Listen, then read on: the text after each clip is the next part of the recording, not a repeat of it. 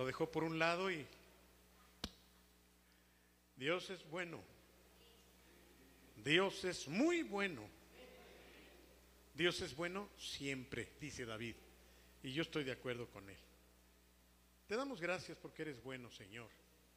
Te damos gracias porque nos dejas estar contentos, porque nos das el gozo de tu salvación. Gracias también por tu palabra. Gracias te damos, Señor, porque a través de la Biblia, tu palabra, nos hablas, nos enseñas, nos corriges, nos conduces, nos alientas, nos proteges, nos animas y muchas más cosas. Te agradecemos por tu palabra, Señor. Ahora, gracias por la bendición que hoy tienes para nosotros a través de tu palabra, en el nombre de Jesús. Amén. Nos da mucho gusto recibir a esta familia que nos acompaña aquí. Creo que yo la vi en alguna cena o en algún lugar. Ya vinieron alguna vez aquí. Sean bienvenidos, están en su casa. Nos da gusto que estén aquí. Ah, es alumno de la academia. También yo lo quería ver. Dios te bendiga, hijo.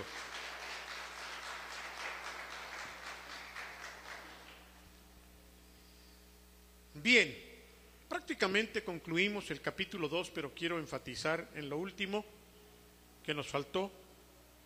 Estamos hablando, después de hablar de Balaam y de Balac, estamos hablando de tener cuidado de lo que creemos, de tener cuidado de la doctrina.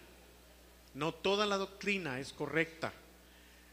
Estamos hablando con el apóstol Pedro de la advertencia que él nos da sobre aquello que nosotros recibimos. No solamente lo que se pueda escuchar fuera de este lugar, sino aún lo que ustedes oyen aquí. Ustedes no tienen que creerme a mí todo lo que yo les diga, hermano. Antes que creerme a mí, tienen que estar seguros de lo que yo estoy diciendo. Eso es lo que Dios les demanda a cada uno de ustedes. Nunca podrán ustedes decir, Señor, es que el pastor me engañó. El Señor te va a decir, ¿y por qué te dejaste engañar? ¿Por qué no buscaste la verdad? ¿Por qué no escudriñaste? ¿Por qué no revisaste bien lo que oías? Es importante, hermano, que nosotros podamos discernir correctamente la palabra del Señor. De eso el apóstol Pedro, que sabía que a su muerte iban a venir falsos maestros y falsos profetas, él estaba preocupado. Realmente él estaba muy preocupado porque estaba viendo que se aproximaba ya su partida de este mundo, y aunque no dependían de él, sin embargo, esa era su preocupación principal. Lo mismo le sucedió al apóstol Pablo. Él estaba preocupado por esos engañadores, por esos falsos maestros que podían confundir al pueblo de Dios. Y es que hemos enfatizado sobre lo triste que puede ser o resultar que después de estar bien afirmados, que después de estar caminando en la verdad, por alguna distracción, alguien pueda abrir su oído a cosas que no son y torcer el camino, pervertir la senda por donde uno venía. Eso sería muy triste, hermano. Bien, por eso el apóstol les dice que esos falsos maestros son como pozos, ¿qué? Secos, sin agua. Son como nubes llevadas por fuertes vientos.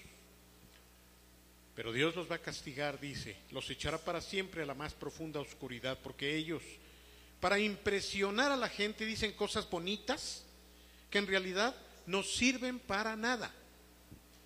Hay que tener cuidado en eso. Y sigue diciendo,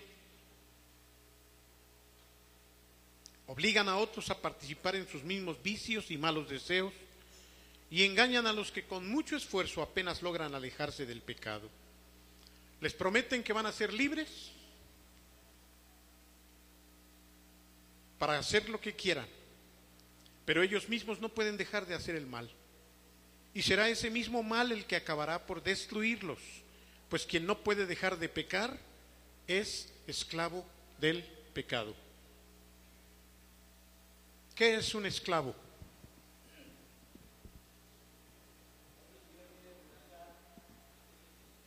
Alguien que no tiene voluntad, y si la tiene no la puede ejercer.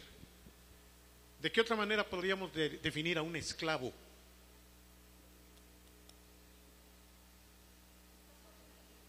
Alguien que está, bueno, no estar sometido no necesariamente es ser esclavo.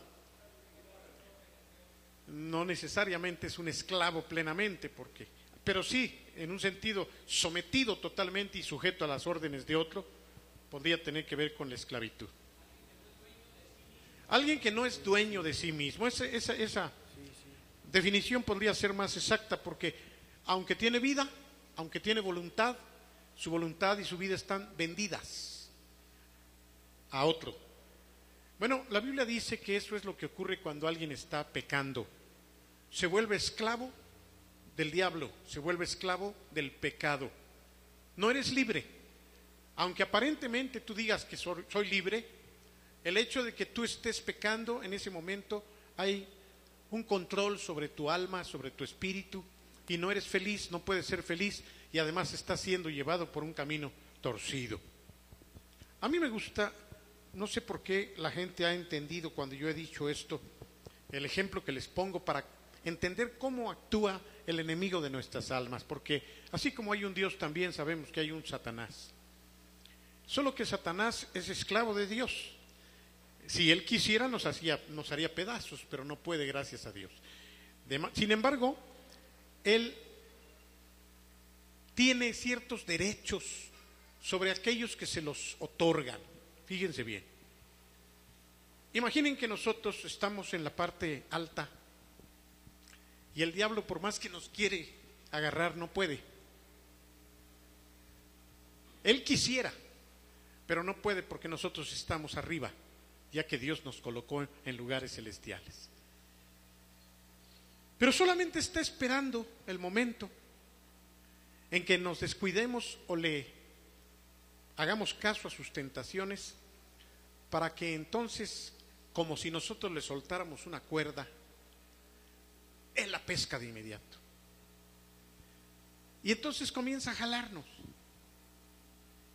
comienza a traernos a donde él quiere. Algunos le sueltan muchas cuerdas, pero a veces solamente con una sola que nosotros le soltemos, él se toma de esa y nos está fastidiando la vida y nos está manteniendo amarrados o jaloneados. Y es hasta que nosotros reconocemos que hemos fallado y le pedimos perdón a Dios y estamos dispuestos a cambiar, que como si pudiera el Señor o como si el Señor lo hiciera, corta la cuerda y el otro está así, ¡pum! Y ya no puede alcanzarnos. Yo espero que todos estemos libres arriba y no tengamos nada de donde el enemigo nos esté controlando, jalando. Todas estas advertencias les daba el apóstol Pedro a aquellos que estaban recibiendo estos consejos. Además dice, los que han conocido a nuestro Señor y Salvador Jesucristo ya no siguen el ejemplo de los pecadores de este mundo. Pero si se dejan engañar con esas cosas y además se dejan controlar por el pecado, quedarán peor que antes. Vuelvo a repetir el versículo 20. Vamos a verlo ahí en la pantalla, fíjense bien. Segunda de Pedro 2:20, 2:2:2:0. Dice, si habiendo escapado de la contaminación del mundo por haber conocido a nuestro Señor y Salvador Jesucristo, vuelven a enredarse en la contaminación del mundo y son vencidos, terminan en peores condiciones que al principio. ¿Recuerdan que estábamos hablando de la pérdida de la salvación, de la apostasía? ¿Se acuerdan que yo les decía que hay que tener claridad en esa diferencia? Bien, ahorita que termine yo de leer, les voy a dar la palabra para que si hay preguntas, con toda libertad, por favor. Así que, si habiendo escapado de la contaminación del mundo, por haber conocido a nuestro Señor y Salvador Jesucristo, vuelven a enredarse en la contaminación del mundo y son vencidos, terminan en peores condiciones que al principio. La clave aquí de la apostasía se encuentra en la palabra son vencidos. Ser derrotado o vencido como creyente tiene que ver con esa renuncia que uno puede llegar a hacer de lo que alguna vez creyó. Esa es la derrota de un creyente. No es cuando tú fallas y te sientes mal, obviamente, cuando has fallado. No es cuando tú te tropiezas y caes, aún como hijo de Dios, porque todos fallamos, aunque algunos no levanten la mano, todos fallamos, todos. La diferencia está en que esas fallas tienen perdón. La Biblia dice que si fallamos tenemos un abogado, y ese abogado es Jesucristo, que está delante del Padre diciendo: Señor, sí, Guillermo falló, pero acuérdate que Él ha creído en mí, Señor. Acuérdate que Él ha creído en mí, y acuérdate que yo derramé mi sangre por Él. Así que, Señor, dale chance. Pero más que darle chance es perdónalo, porque darle chance también se puede malinterpretar. No, el Señor no nos da chance, el Señor nos perdona, el Señor nos purifica una vez más. Si confesamos nuestros pecados, dice la Biblia, Dios es fiel y Dios es justo. ¿Para qué? Para perdonarnos nuestros pecados y para limpiarnos de toda maldad. Eso es lo que hace el Señor. Pero la condición primera es si confesamos nuestros pecados. Obviamente quien confiesa sus pecados está reconociéndolos, y quien está reconociéndolos y confesándolos está arrepentido. Son tres elementos importantes. No basta con confesarlos. Tú puedes confesarlos y ser un cínico, ¿o no? Pero tenemos que dolernos por aquello que hicimos, confesarlo y desear cambiar. Ese es el arrepentimiento. Arrepentimiento es ir en un sentido y voltear en sentido completamente opuesto. Pero aquellos que en un momento dado escaparon de la contaminación del mundo, imaginen que estábamos todos en un lodazal, y ese lodazal se iba a abrir al final para irnos al infierno, pero escapamos porque conocimos a nuestro Señor Jesucristo, que vino a rescatarnos del hoyo cenagoso. Dice: si después de haber conocido a nuestro Señor Jesucristo y Salvador, vuelven a enredarse en la contaminación de donde salieron y son vencidos, su postrer estado va a venir a ser peor que el primero. Más valdría, dice, que no hubieran conocido este santo mandamiento de salvación. De manera que quiere Dios que vivan,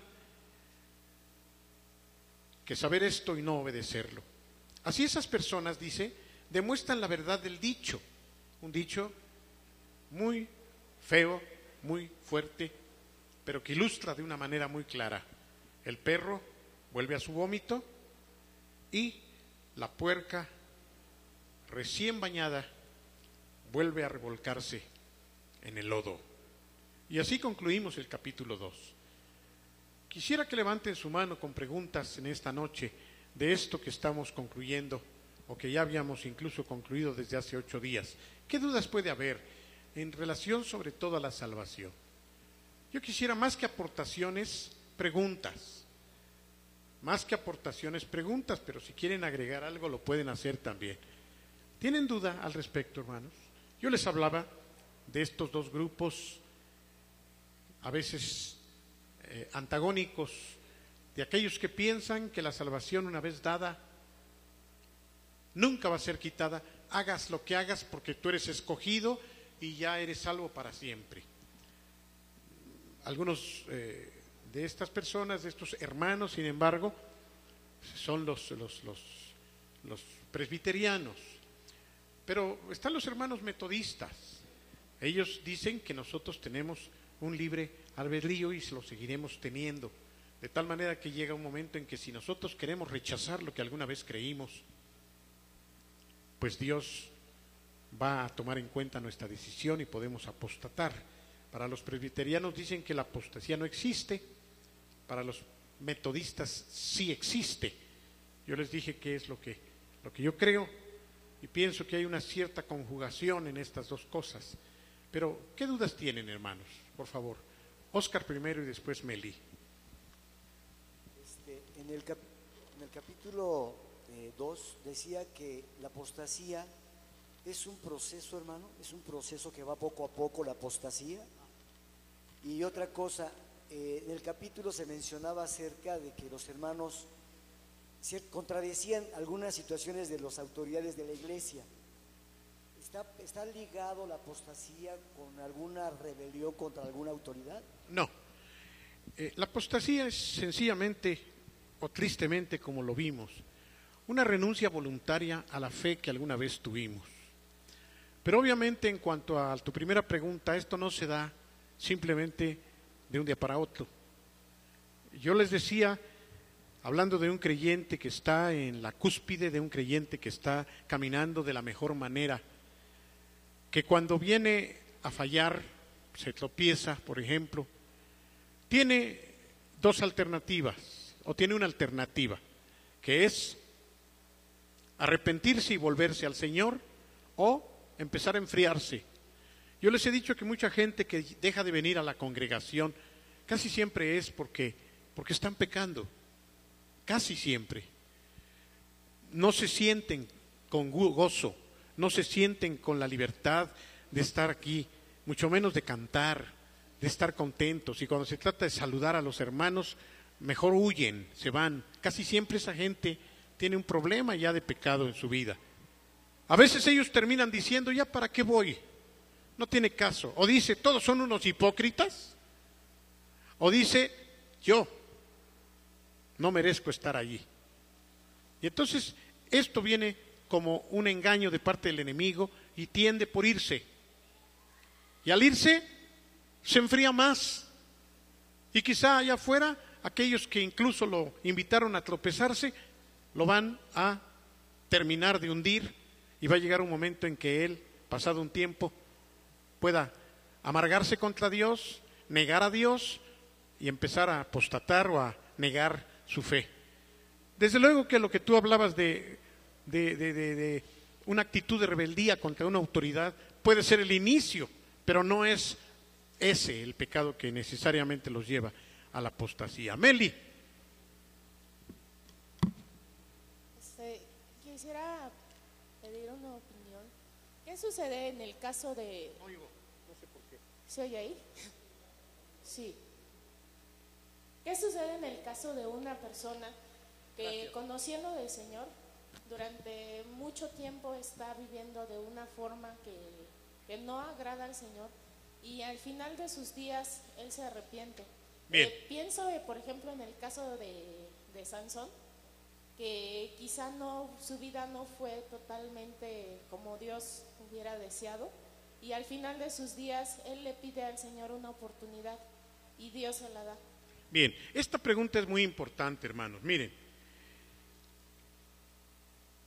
es tan delicado el tema que incluso aquí arriba en la reunión de los martes con algunos pastores hemos discutido el asunto. Personalmente yo no tengo duda en esto. Pudiera tener duda en otros aspectos doctrinales, pero en esto yo no tengo duda. Para mí es claro. Espero no estar equivocado, pero para mí es claro. Y me refiero a esto. Hay un pastor de los que nos acompañan que cree que ciertos pecados groseros, por llamarlos de alguna manera así, como los llama el hermano Swindoll, pudiera ser que no tengan perdón o pareciera que no tienen perdón. Y entonces, cuando alguien cree esto, imagínate que yo lo creo, imagínate que yo pienso que si yo llegara a fallarle a mi esposa, que sería más bien a Dios, yo estoy condenado. Y además así lo predico. Y resulta que un día me pasa, Dios me libre. ¿Sí? Pero imagínense entonces, yo mismo me autocondeno. Porque yo mismo lo creí, yo mismo se los dije, y entonces dejo de venir, me pueden ir a buscar los 5 pastores y les voy a decir, no, ya estoy condenado, ya no tengo perdón de Dios porque engañé a mi esposa. Es que es un pecadote, ¿no? O un asesinato, alguna situación así. Pero además, no falta quienes creyendo igual que yo van y me dicen, ¿sabes qué? Tú ya ni chance tienes, ma. Ya estás condenado, ya estás perdido. Y entonces yo me hago la idea, estoy perdido. Yo preguntaría, ¿lo estoy en realidad? Yo creo que no. Definitivamente yo creo que no. Mientras yo no llegue al punto de apostatar, yo no estoy perdido. Porque entonces tendríamos que preguntar, ¿qué pecados perdona Dios y cuáles no? ¿Qué pecados sí y qué pecados no? Es verdad que la Biblia dice en una parte que hay pecados por los cuales yo les digo que ni siquiera pidamos, porque ya no tienen reparación. ¿A qué pecado se refiere? ¿A cualquier pecado? No, se está refiriendo a del haber ya apostatado, del haber vuelto atrás del primer camino que yo tenía. Esa es la única manera que ya no puedo. Si yo apostato, si yo ya digo no quiero nada de fe, no creo en Jesucristo, todo lo que yo...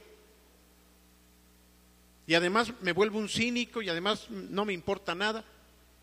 Les decía la semana pasada que un hermano vino con David, creo que con David, y le dijo, ¿sabe qué, hermano? He tenido mucha angustia y preocupación de pensar si ya apostaté.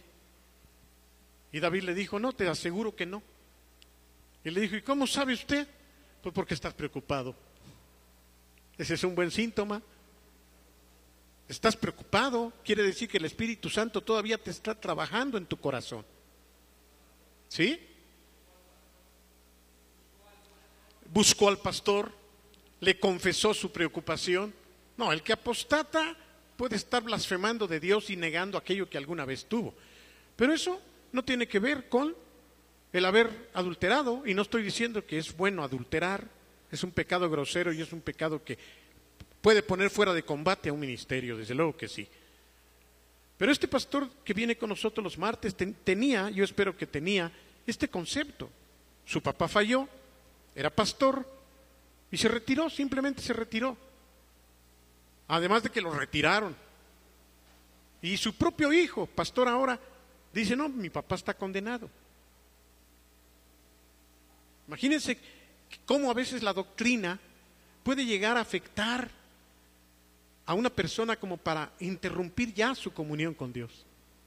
Yo le dije un día a este pastor acá arriba, le digo, mira, ¿cómo me gustaría tener a tu papá enfrente para decirle que Dios lo ama y que le da una oportunidad como a todos los que fallamos? Porque la sangre de Cristo es mucho más valiosa y poderosa que su triste pecado. Pero el diablo, que es un engañador, el diablo, que es un mentiroso, tramposo, viene a tratar de que nosotros aceptemos sus acusaciones y sus condenaciones y nos coloca en una posición de derrota completa. Pero dijiste otra cosa, perdón, otra cosa que no he respondido.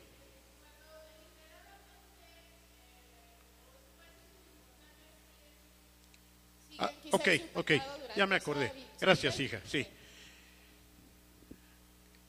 He conocido casos de personas que pareciera que están en apostasía, que pareciera que han endurecido su corazón a tal punto que uno ya puede dudar de si es salvo o no.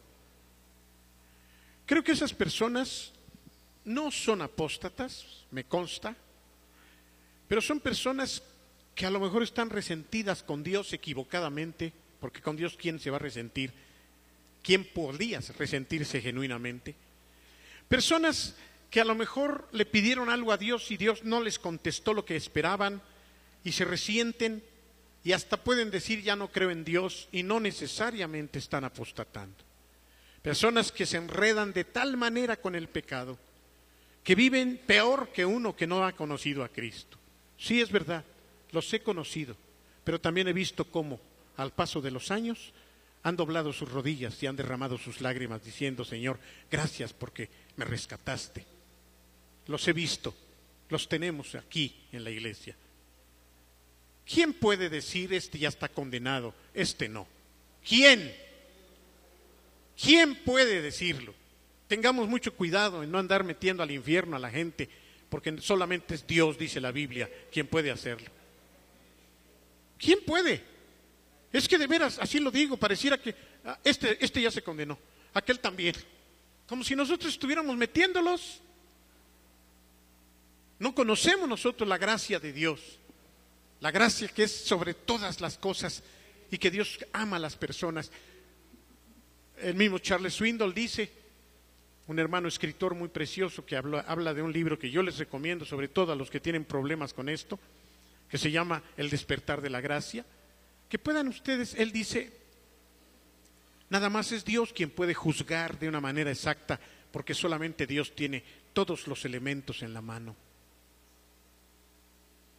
Aquellos que señalan a las demás personas como que ya están condenados, cuídense, porque Dios, se los digo por experiencia propia, les va a dar una patiza, y cuando estén en el suelo van a decir, Señor, porque Dios es un Dios justo, hermanos. Entonces no podemos nosotros estar etiquetando a la gente, este no es salvo, este sí es salvo, aunque creas que tienes elementos. Dios en el último momento, y tú citaste a Sansón. Nada más analicemos la vida de Sansón. He predicado sobre él y yo le llamo Sansón, pero era más Sansón que malo. Era necio, era soberbio, era creído, y eso lo castiga el Señor. Andaba con una mujer y andaba con otra, pero Dios lo apartó, Dios lo usó, y Dios al final de tiempo todavía lo escuchó y le respondió. No estoy animándoles a que hagan de su vida un cacahuate, al fin y al cabo, al final, todos vamos a ser salvos. No estoy diciendo eso. Y no te arriesgues. Sansón tuvo chance, pero quién sabe si tú la tengas. No podemos arriesgarnos en tentar a Dios. Mejor caminemos como se debe. ¿Estoy respondiéndote, hija? Pero realmente la Biblia ahí nos habla claramente. Cuando Sansón clama a Dios, ya ciego. Sí, hay consecuencias de nuestros pecados. Pero aún antes de ser condenados, pudiéramos perder todo, pero al final de cuentas Dios tenga misericordia de nosotros. Muchos aseguran que Salomón se condenó, Saúl se condenó. ¿Tú quién eres? Además está en Hebreos 11 Sansón.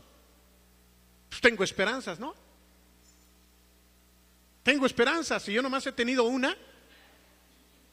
Si voy a juzgar por ese pecado grosero, pues yo tengo esperanzas de estar en la lista de los héroes de la fe.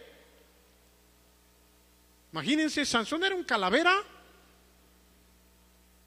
Sansón era un vanidoso, creído, fortachón. Se sentía muy por su cuerpo. Cuidado con la vanidad. ¿A dónde lo llevó? Pero al final dijo, Señor, ten misericordia de mí. Úsame, Señor, para cumplir el propósito para el cual yo nací. Y Dios le dice, órale pues, aunque te vas a morir en esto, no importa, Señor. Sansón sabía que se iba a morir o no. Le costó la vida, pero Sansón fue salvo. ¿Y Saúl? ¿Y el mismo Salomón, a pesar de lo que hizo? ¿Tú estabas ahí cuando él murió? ¿Tú estabas ahí para decirme que él no tuvo la misericordia de Dios y se arrepintió? El hombre que fue más sabio de todos. Con todos los pastores yo he defendido siempre a Salomón y a Saúl. No estoy diciendo que están con Dios, pero no se atrevan a meterlos al infierno, porque eso solamente Dios lo puede hacer. Muchas manos ahora sí, mire. Pues ahora no, ya se acabó no es cierto. A ver, por favor, breves, hermanos, un minutito, nomás una pregunta así como Meli. Allá está, aquí está ya la mano. ¿Se podría decir que una persona que cambia de religión ha apostatado o no? Claro que no. Claro que no, yo cambié de religión. Bueno, pero a otra No, ni siquiera así. Mira, vamos a suponer que ahora tú eres creyente, eres un pastor que está anunciando la verdad y todo, y por ahí alguien te calienta la cabeza y te jala y terminas allá con los brasileños.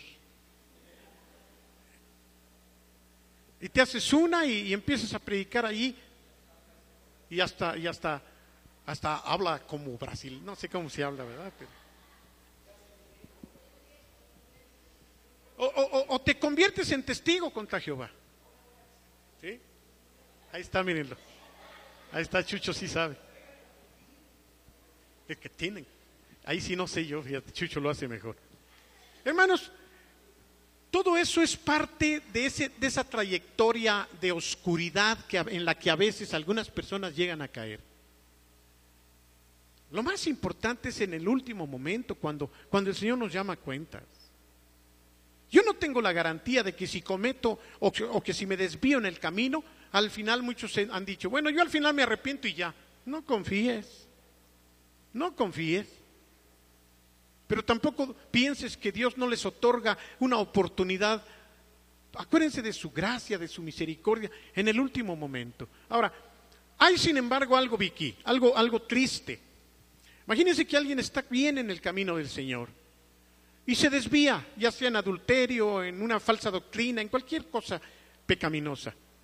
¿Qué es lo que va a ocurrir si toda su vida tuerce su camino? Si 20, 40 años anduvo en el Señor y 50 años anduvo mal, pero al final se salva. Pues qué tristeza, qué pena que 50 años los echó a perder, que pudiendo ser útil en las manos de Dios, se embarró de muchas cosas y aunque al final fue salvo, ¿cuáles serán los galardones de esa persona? Muy pocos o nada. Qué diferente cuando un apóstol Pablo entrega su vida y muere por causa de Cristo. Hay fruto, hay bendición, hay galardones y premios en el cielo. Eso es lo que deberíamos de ver, pero no tanto pensar si se salva o no se salva, eso no lo podemos nosotros afirmar. Solamente cuando alguien deliberadamente apostata, y aún eso nos quedaría difícil saber exactamente, porque hay algunos que pareciera y sin embargo no. Otra mano arriba, velas para que vayas a ellas. A ver, ahí está, ahí sí. Yo tenía la duda sobre si la gente que comercia con el evangelio, como esos pastores que solo se dedican a predicar para enriquecerse, ¿son apóstatas o no lo son? Otra vez yo digo, pongan cualquier pecado, cualquiera. Los pecados más horribles que puedan imaginarse. Si esa persona creyó en algún momento en su vida y se arrepiente, ¿no dice eso la Biblia? ¿No enseña eso la Biblia por todos lados? ¿Por qué queremos inventar una nueva doctrina nosotros? Es posible que yo me convierta en un pastor codicioso que a partir de al ratito, fíjense, que a partir de al ratito les empiece yo a quitar su dinero y a chuparles el hígado y a decirles, hermanos, ahora sí, a partir de hoy, a ver, por favor no se salga nadie, agarra un bote y pasen aquí, todos van a soltar aquí, porque el Señor los va a bendecir y porque ustedes ya saben que, ¿cómo es, Chucho?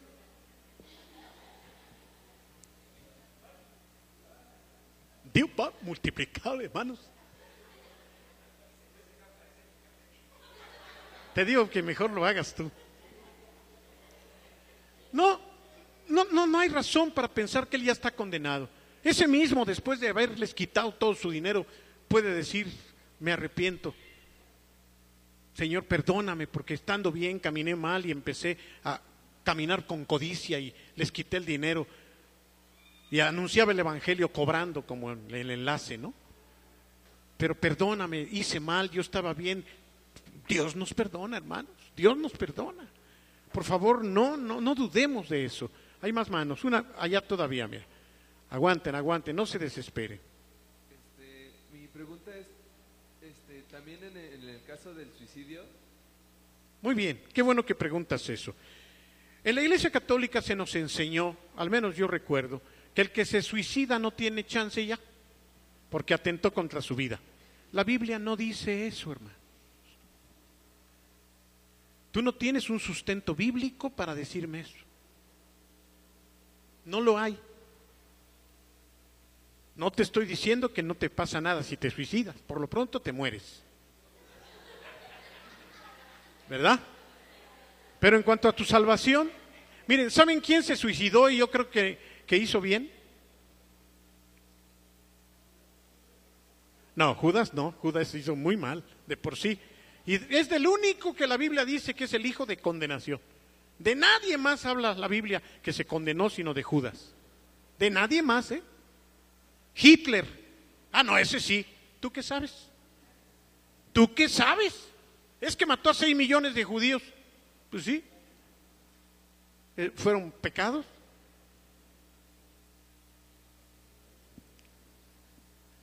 Sócrates. Él era un filósofo que era recto, era un hombre que caminaba bien. Yo no sé, él no conoció a Cristo, obviamente, estuvo antes de Cristo. Pero él era un hombre, se dice que creía en Dios al menos. Y precisamente por su filosofía y por sus creencias lo tomaron preso. Él tenía muchos seguidores. Y en una noche llegaron hasta su celda algunos amigos, le dijeron, ya tenemos la solución para que tú te salves porque mañana lo iban a matar. Esta noche vamos a venir por ti, ya tenemos todo arreglado y te vamos a sacar. Él dijo, no. ¿Cómo no? ¿Te van a matar? Sí, me voy a morir. Pero te puedes librar de la muerte. No, si yo me libro de la muerte con mi huida, estoy negando lo que realmente creo. Para mí ese fue un suicidio. Pudiendo salvarse, casi se mató él mismo, pero ha habido otros casos. No podía yo precisar ni detallar por qué se suicida la gente. No estoy aprobando el suicidio, pero ¿por qué se llega a suicidar una persona? ¿Por qué? Nada más dígame, ¿por falta de esperanza? ¿Por qué? Nada más, ¿por qué? ¿Por desesperación? ¿Por frustración? ¿Por desengaño? ¿Por pobreza? ¿Por cuántas cosas? ¿Por miles, por cientos de cosas o no? ¿Mande? Sí, también es cierto, como el pecado de apostasía igual, y como muchos pecados, tampoco el adulterio se da de la noche a la mañana. Empieza uno a enfriarse, empieza uno a alejarse de Dios, y de repente te brincan por ahí y tu cerebro y las muchachas o las fulanas, y es un proceso. Pero yo digo, ¿por qué llega una persona a quitarse la vida? A veces por miedo, porque no es capaz de enfrentar su pecado. Dios conoce el corazón de esas personas. Yo no estoy diciendo que sea algo bueno, pero decir que el que se suicida se condena, yo te invito a que me lo busques en la Biblia a ver si es cierto. Eso no es verdad. No inventes. No sigas la tradición, que muchas veces es por pura tradición. Tampoco te estoy diciendo que te metas un balazo. Ricardo, allá atrás, por favor.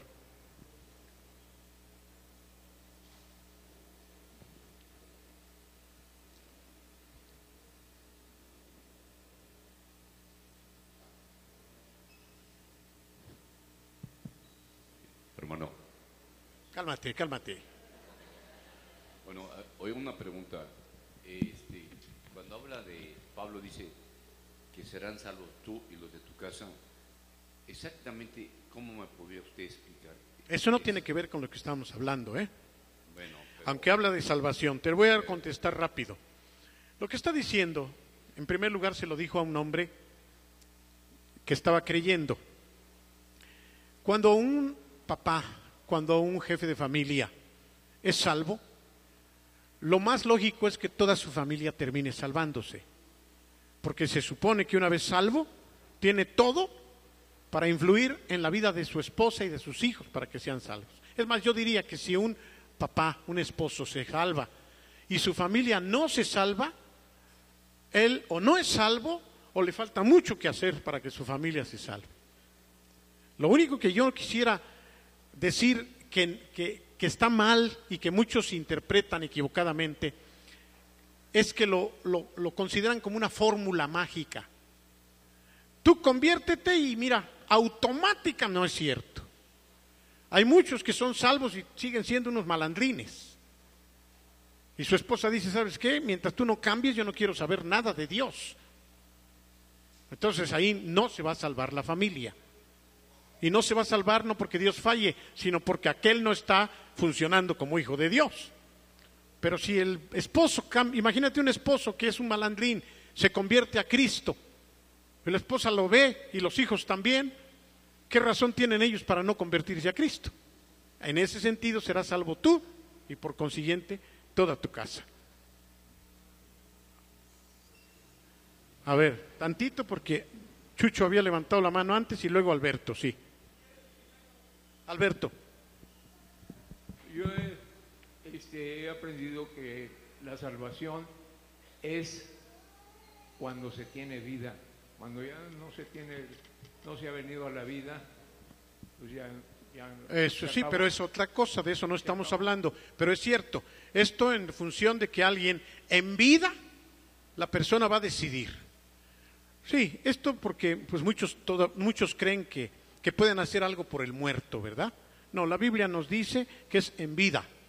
Si alguien está muerto, bailes, brinques y grites y hagas lo que sea, el muerto ya tuvo su oportunidad en vida, ya muerto no va a poder ser ayudado, ¿sí? Más ahora que el mismo Vaticano ha quitado ya el limbo y el purgatorio. Ya para la Iglesia Católica misma ya no existe eso. Entonces, imagínense, ya no hay chance. Si en vida alguien recibió y entendió que Jesucristo es su Salvador y lo creyó, es salvo. Pero es en vida. Después de eso ya nadie tiene oportunidad. ¿Sí? ¿Chucho? Avi.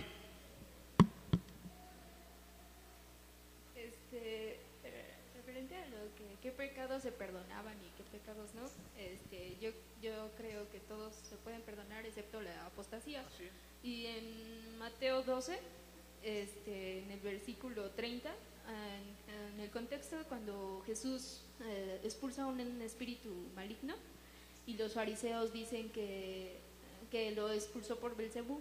Entonces, bueno, saltándome todo eso, en el 30 dice: el que no está conmigo a mí se opone, y el que no trabaja conmigo en realidad trabaja en mi contra. Dice: por eso les digo, cualquier pecado y blasfemia pueden ser perdonados. Cualquier pecado y blasfemia puede ser perdonado, pero excepto la blasfemia contra el Espíritu Santo, que jamás será perdonada. El que hable en mi contra, el que hable en contra del Hijo del Hombre puede ser perdonado, pero el que hable en contra del Espíritu Santo jamás será perdonado. Claro. ¿Qué diferencia hay de hablar contra Dios, incluso contra Jesucristo, y nos puede ser perdonado, fíjense, pero hablar contra el Espíritu Santo ya no? ¿Por qué? ¿Que no son lo mismo? Padre, Hijo y Espíritu Santo no son Dios. Sí, lo que está diciendo aquí la palabra es que el Espíritu Santo es el único, no Jesucristo, no el Padre, el Espíritu Santo es el único que nos redarguye de pecado, el único que nos mueve a arrepentirnos, el único que nos lleva a cambiar de vida. Si yo rechazo al Espíritu Santo, ya no tengo chance. Esto me recuerda precisamente en Guatemala. También en México debe haber de esos, pero este fue de allá de Guatemala. Dicen que hubo un asesinato. ¿Cómo estuvo? Déjenme acordar.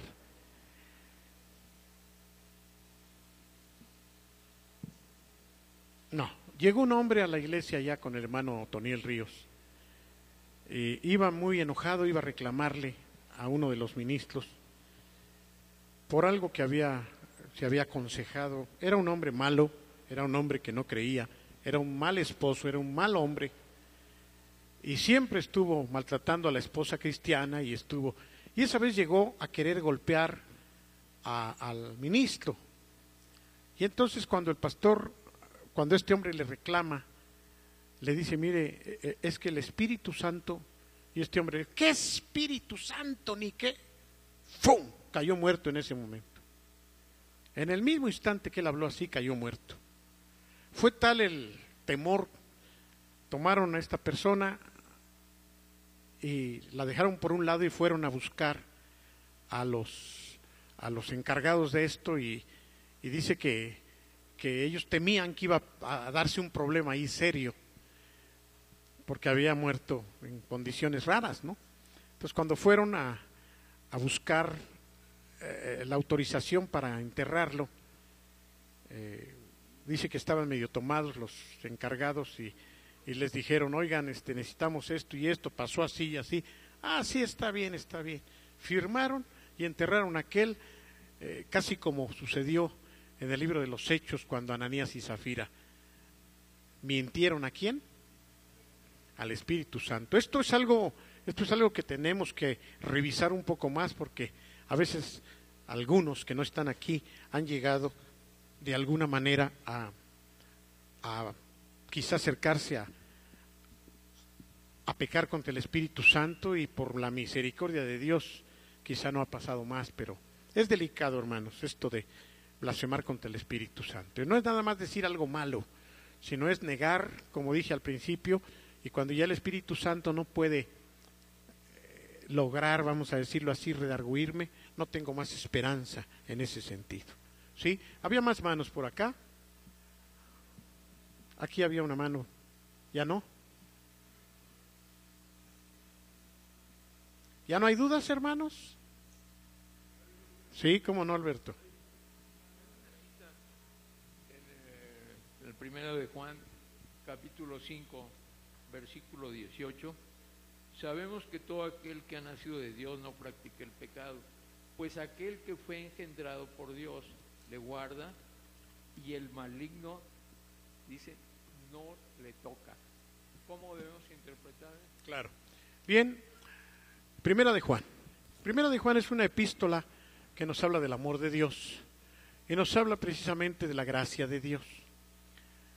Dice, sabemos que el que es de Dios no practica el pecado. ¿Qué es practicar? Practicar tiene una connotación de repetición, ¿sí?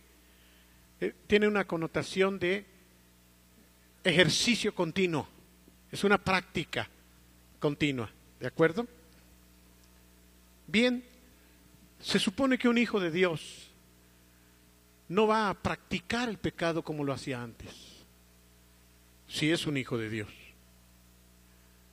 De manera que entonces, en la misma epístola, capítulo 1, versículo 9 me parece, dice la palabra del Señor, el mismo apóstol en esa misma epístola: estas cosas os escribo para que no pequéis.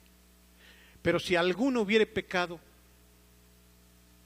abogado tenemos para con el Padre, a Jesucristo. ¿Mande? En ese sentido, allí el diablo lo tocó, porque para pecar necesita haber incurrido en la tentación del diablo, ¿sí? Pero cuando dice que aquel que está en Cristo no practica el pecado y el diablo no le puede tocar, se refiere precisamente a todo lo que hemos estado hablando, a esa posición de control que el diablo quisiera tener, a esa posición o posesión que muchas veces el enemigo quisiera tener. Nosotros creemos que ningún creyente, ninguno que verdaderamente ha creído en Cristo, puede ser poseído. Ninguno. Tampoco van a encontrar en la Biblia ningún argumento para pensar que un creyente pueda estar poseído. ¿Qué es lo que ocurre en nuestras vidas cuando nosotros pecamos o cuando estamos a expensas de la tentación del diablo? Acuérdense que el diablo es un engañador, ya lo dije, y lo que el enemigo va a tratar de hacer es disparar a nuestra mente. Aquí es donde se libran las peores batallas espirituales. Es aquí. El diablo viene y siembra un pensamiento, siembra un deseo, pero no nos puede poseer. La misma Biblia dice que no puede haber dos habitando en un mismo cuerpo. Y nosotros que hemos creído tenemos el Espíritu Santo en nuestras vidas. ¿Cómo van a convivir el Espíritu Santo y Satanás, o un demonio? Eso es imposible. ¿Sí? Nuestra lucha, sin embargo, es contra Satanás, contra los demonios, pero es externa, no es interna. Por eso la Biblia dice: sométete a Dios, resiste al diablo, y de ustedes va a echarse a correr. De manera que entonces él no lo puede tocar, Alberto. Yo lo interpreto como ese control absoluto, porque si fuera solamente el caer en tentación, el apóstol Juan estaría contradiciéndose cuando dice: abogados tenemos y hemos caído en pecado. Ahora sí, Chucho. Y a lo mejor esta versión también aclara un poquito lo que decía nuestro hermano Alberto. Esta versión dice en el verso que nos leyó: sabemos que el que ha nacido de Dios no está en pecado. Jesucristo, que nació de Dios, lo protege y el maligno no llega a tocarlo. Bueno, eso nada más es. Yo quería comentar algo más. Acordémonos que en este capítulo 2 de la segunda carta a Pedro, nos está hablando el apóstol de los falsos profetas, de los falsos maestros, que son de los que está hablando que llegan a apostatar. Y por ejemplo, pero empieza a decir, y eso es lo que quiero yo comentar, por ejemplo, dice en el verso 2, dice: muchos los seguirán en sus prácticas vergonzosas, y por causa de ellos se difamará el camino de la verdad. Luego va citando ahí que aún estos están en medio de nosotros, comen con nosotros, están en nuestros ágapes con nosotros, ¿sí? Y es gente apóstata. ¿Y qué es lo que van a querer hacer? Es apartarnos del camino de la verdad.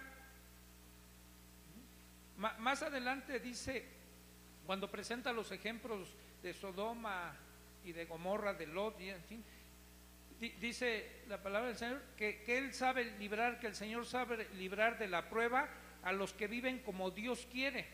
Pero en el verso 10 dice: a esto les espera sobre todo a los que siguen los corrompidos deseos de la naturaleza humana. En el verso 12 dice: pero aquellos blasfeman en asuntos que no entienden, como animales irracionales se guían únicamente por el instinto y nacieron para ser atrapados y degollados.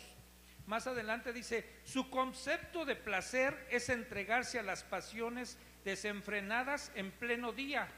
Verso 14 dice: tienen los ojos llenos de adulterio y son insaciables en el pecar. Verso 18: pronuncian discursos arrogantes y sin sentidos y seducen con los instintos naturales desenfrenados a quienes apenas comienzan a apartarse de los que viven en el error.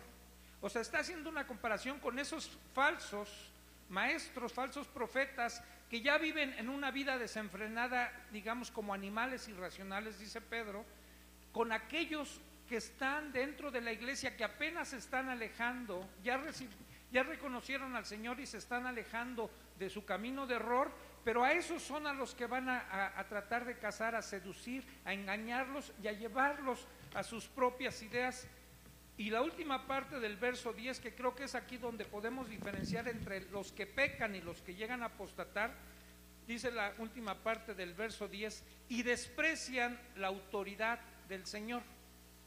Cuando uno desprecia y rechaza al Señor, viene entonces la apostasía. Y lo que quiero advertir, bueno, es que tenemos que identificar a estos, porque casi la mayoría de los versículos que cité empiezan a hablar de pecados instintivos, de parte de los instintos, de unos instintos desenfrenados que se convierten en pecados y en pecados desenfrenados, ¿sí? Habla de adulterio y de muchas otras cosas que está ahí mencionando el apóstol, ¿sí? Y a veces el consentir esas pequeñas cosas es un camino peligroso. O sea, citaban a Sansón, Dios le dio oportunidad. Alguien una vez dijo: bueno, yo puedo vivir como sea, al fin, que como el ladrón en la cruz me arrepiento. Y alguien más les dijo: sí, pero había 2 ladrones, el otro también se condenó. Entonces, no creas que te va a dar chance, porque es un camino muy peligroso y puede ser el camino que nos lleve a la apostasía, porque eso es lo que usaban estos falsos maestros, trataban de seducirlos y de llevarlos a una vida desenfrenada. Y miren, luego sucede dentro de la iglesia eso. Yo he escuchado incluso de ministros que dicen: ¿tú crees con esto que hacemos en un pecado flagrante, tú crees que perdamos la salvación? Le preguntan a otros, y ellos están seguros que no la pierden. Y es cierto, por ningún pecado la vamos a perder, pero eso ya es empezar a tentar a Dios. y es empezar a desafiar su autoridad. Y entonces es un camino, como tú decías, es un proceso que nos va a llevar a la apostasía. Claro. Es irnos deslizando, ¿sí? Y sin darnos cuenta podemos rechazar la autoridad del Señor, ¿no? Entonces tengamos mucho cuidado y tengamos cuidado también con quién nos juntamos, ¿no? Y alguien había usado una vez una frase y dijo: júntate con los triunfadores, ¿sí? Porque vas a aprender lo que estás, con la gente que te estás relacionando, vas a aprender de ellos. Si alguien, déjenme poner así un ejemplo. Si tú eres, bueno, ahora aquí vamos a ir a jugar frontenis. Si tú eres jugador de frontenis y eres medio malo, si juegas con más malos que tú, te vas a hacer más malo. En todos los deportes casi. ¿Sí? Si eres jugador de frontenis y juegas con unos que son más buenos que tú, aunque te ganen vas siempre, a subir de nivel, vas a aprender más, porque estás con alguien mejor que tú. Si te juntas con alguien que tiene más cosas de Dios, déjame aplicarlo a las cosas espirituales, que está más entregado a Dios, que se dedica más a las cosas de Dios, que ora más, que conoce más de la Escritura, vas a progresar espiritualmente. Pero si te juntas con quienes están en el suelo, ¿a dónde vas a llegar tú? Igual te van a jalar para allá. Claro. Entonces fijémonos también con quién nos juntamos. Claro. En mis oraciones, especialmente para uno de mis nietos, le digo al Señor: Señor, guárdalo de compañías perversas. A veces las compañías nos pueden llevar de veras al desastre. Los compañeros, las amistades, los vecinos. Hay que tener mucho cuidado, muchas razones para tener cuidado con quién están nuestros hijos. Como papás nosotros debemos estar pendientes. Si el amigo con quien se junta tu hijo está peor que tu hijo, ya sabrás para dónde va a ir tu hijo. Hay que tener cuidado. Yo creo que como papás para eso estamos. Yo sé que los hijos ni cuenta se dan, pero tú ves a la amiga de tu hija y dices: ay, Dios mío, santo Dios. Luego les dices: oye, no me gusta tu amigo, si no te vas a casar con él, dicen los chamacos. Pues sí, pero no me gusta. Y al decir no me gusta tu amigo es que yo le veo cosas que tú no tienes y que al rato tú vas a tener. Y no falla. Anda sin tatuajes y de repente, ¿por qué quieres tatuarte? Porque el malandrín aquel le platicó un montón de cosas y no se dan cuenta que están sellándose para toda su vida y después se van a arrepentir. Rubén, y terminamos. ¿Quién conoce Juan 3:16? Casi todos. Casi todos, ¿verdad? ¿Y qué dice Juan 3:17? Exactamente. ¿Cómo es que venimos a ser salvos, hermanos? ¿Porque dejamos de pecar? No, ¿verdad? No venimos a ser salvos porque dejamos de pecar, sino porque creímos en el sacrificio de nuestro Señor Jesucristo. Es de esa manera como venimos a ser salvos, no por haber dejado de pecar. Entonces, el hecho de que pequemos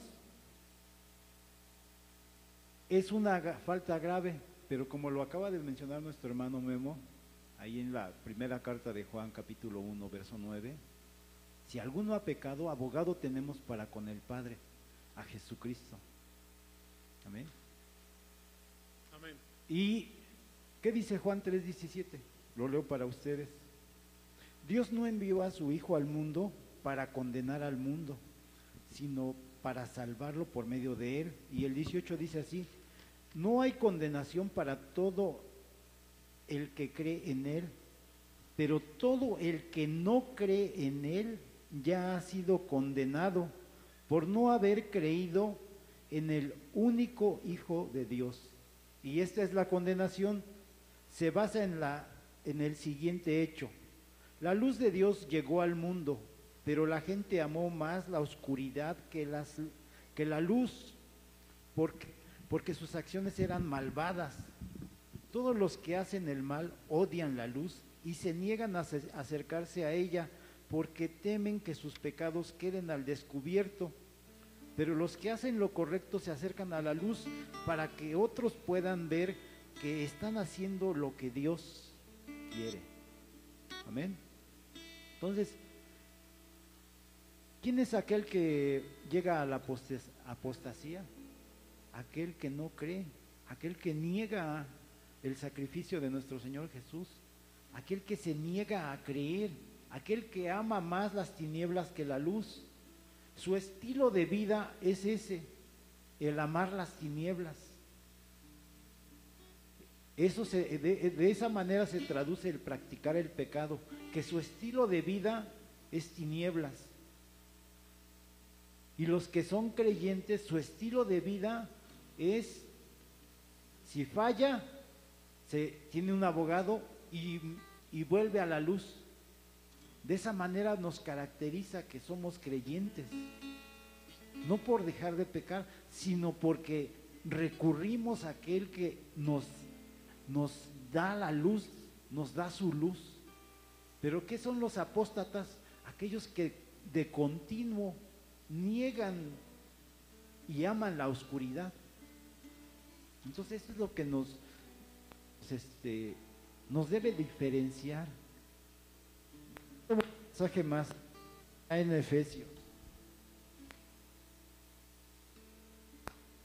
Este pasaje estaba muy precioso, dice: y ahora ustedes los gentiles también han oído la verdad y la buena noticia de que Dios los salva. Además, cuando creyeron en Cristo, Dios los identificó como suyos. Aleluya.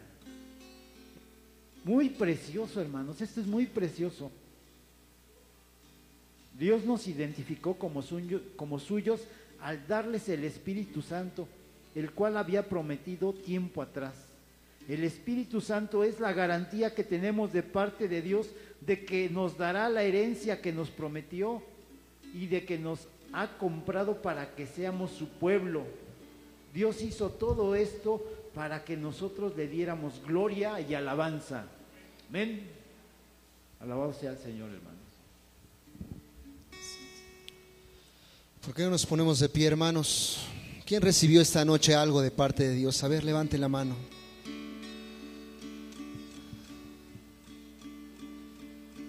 Su palabra no vuelve a Él vacía, y que Él cumpla su propósito en nuestras vidas.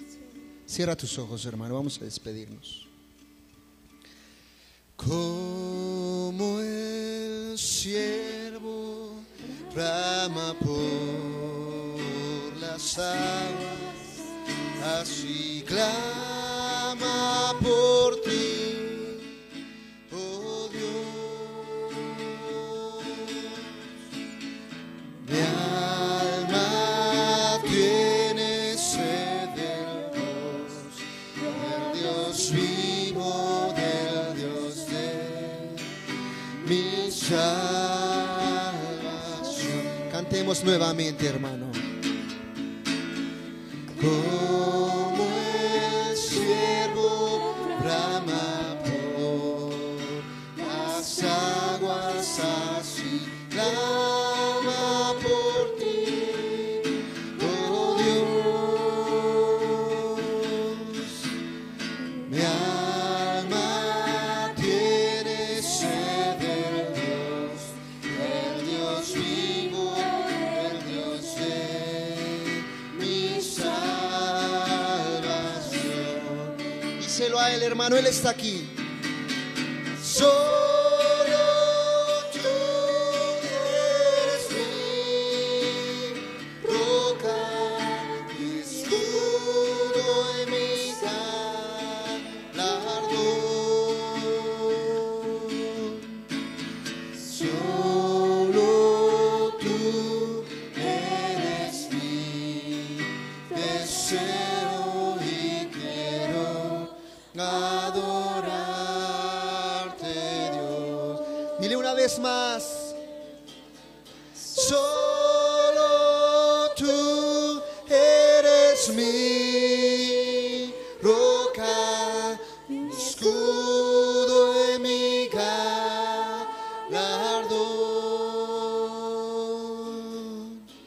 Solo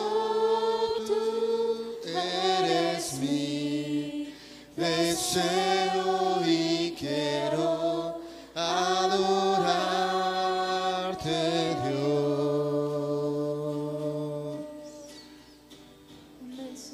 Así es, Señor. Queremos estar en el centro de tu voluntad, Dios. Queremos ser llenos de tu Espíritu, Dios, para poder realmente vivir conforme tu Espíritu nos indique, Dios. Gracias por esta reunión. Gracias por esta palabra que nos regalas, Dios, en esta noche. Señor, que se quede en nuestros corazones, pero que la podamos llevar a la práctica, Dios, en el día a día. Llévanos con bien a nuestros hogares, Señor. Bendícenos también, Señor, para poder bendecir a la gente que lo necesite en esta semana. Y amén. Salúdense, hermanos, estamos despedidos. El próximo martes, el próximo martes 17 hay reunión de células aquí en este lugar. ¿Está bien? Martes 17, reunión de células. Aquí están invitados todos los que pertenecen a una célula. Traigan comida para compartir, hermanos.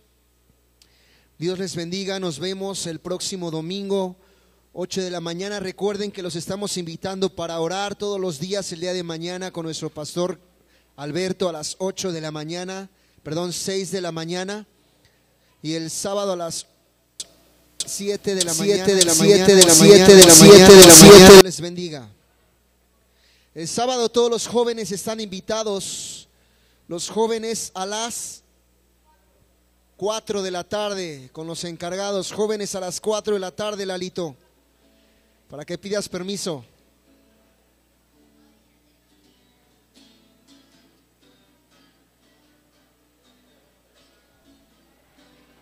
Bueno es alabarte, Señor.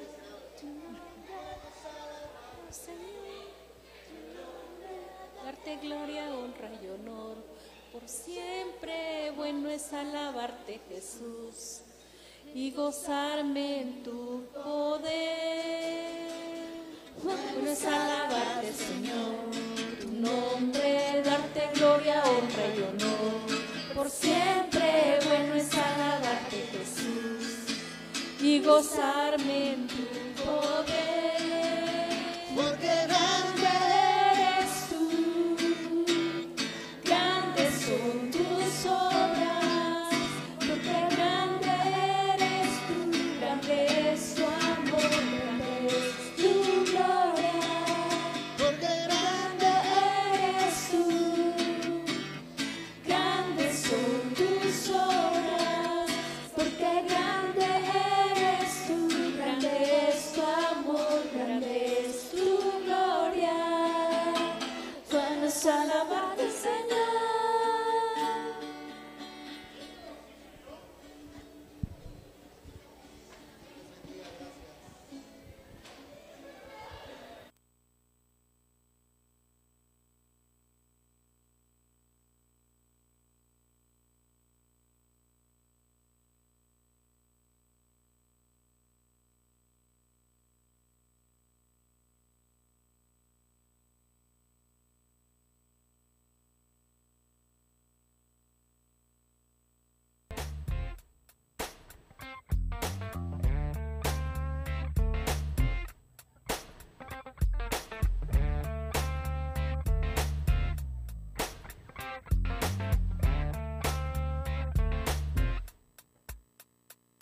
Deus, meu Pai, meu amor, meu tudo, razão de tudo. Deus, meu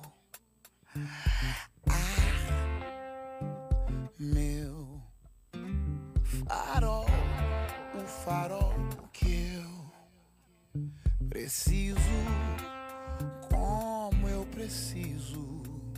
Eu preciso te sentir todo dia e olhar pra tua luz pra não me perder. Meu Senhor, tu és a minha alegria e eu preciso